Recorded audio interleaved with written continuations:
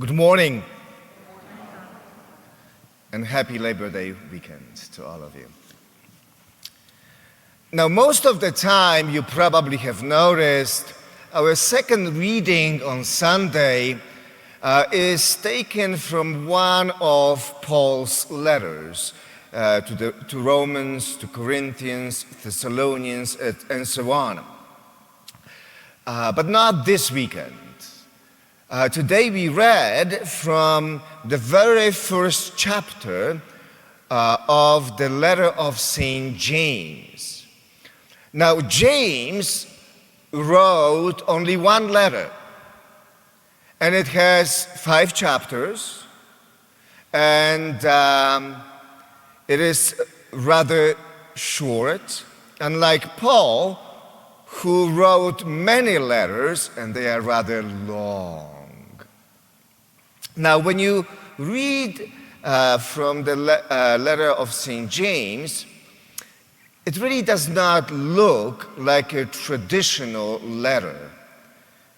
Rather, it's more like a collection of wisdom sayings. Now, for James, faith is important.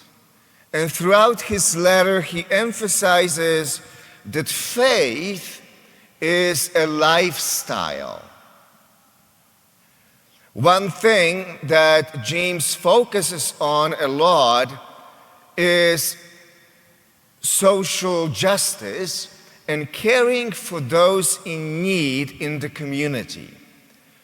For him, that is pure religion. As we read in today's portion of his letter, he said this: "Be doers of the word, and not hearers only, deluding yourselves.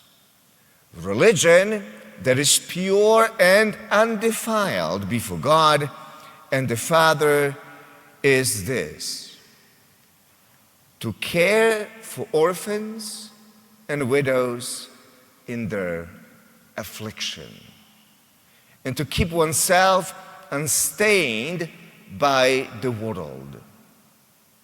So James is very much concerned with living out our faith every day. The same way the books of wisdom in the Bible, that's what they care about. You know, people often say, you got to walk the talk. Now, James makes the same point, but he uses a unique phrase only found in his letter.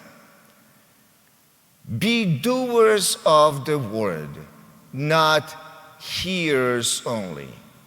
Now, later on in his letter, he writes, as he sort of throws a challenge to the readers, he writes this: "Indeed, someone might say, you have faith and I have works. Demonstrate your faith to me without works, and I will demonstrate my faith to you from my works." So for James, having faith is not enough.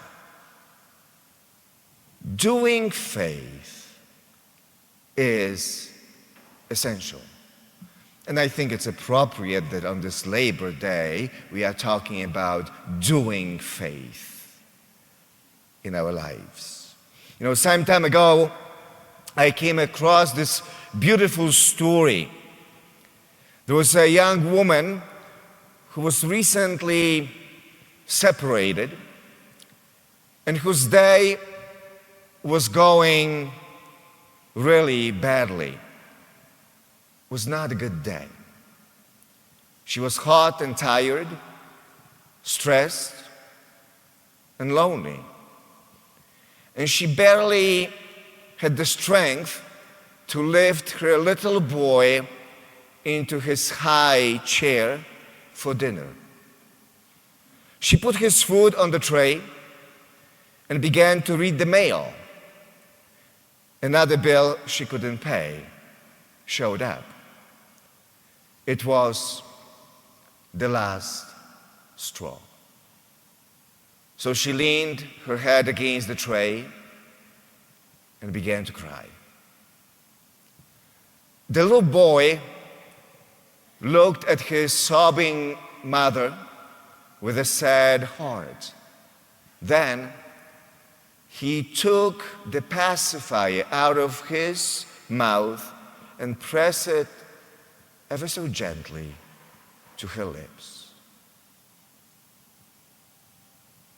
He gave what he had. And he probably learned to do this from his mother, who did exactly the same thing to him when he was crying.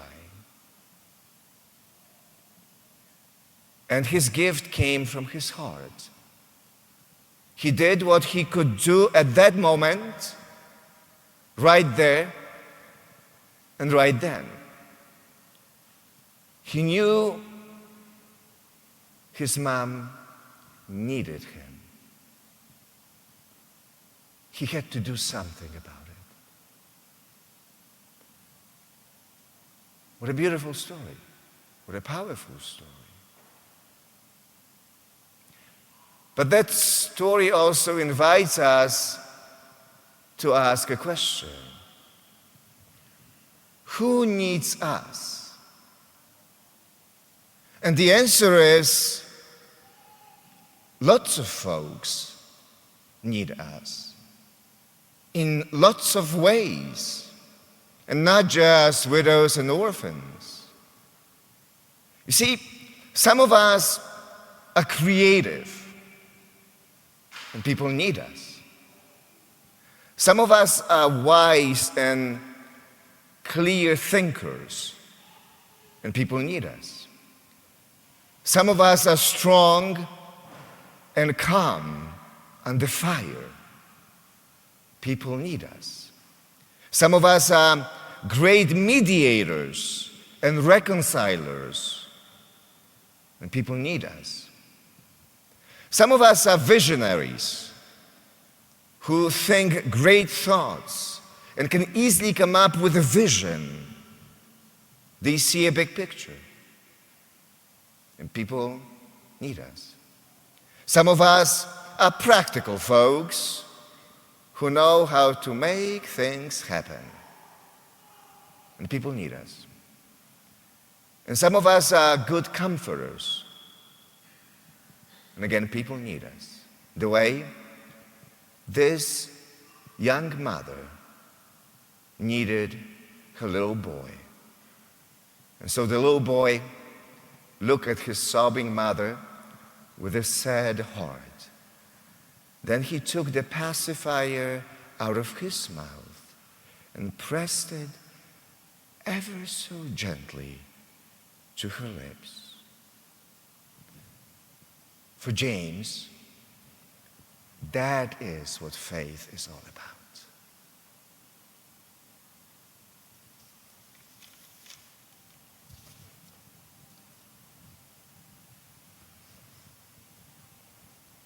Don't forget to follow St. Patrick's on Facebook or subscribe on YouTube.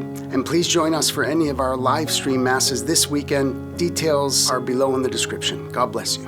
Like burning incense, O Lord, let my prayer rise up to you.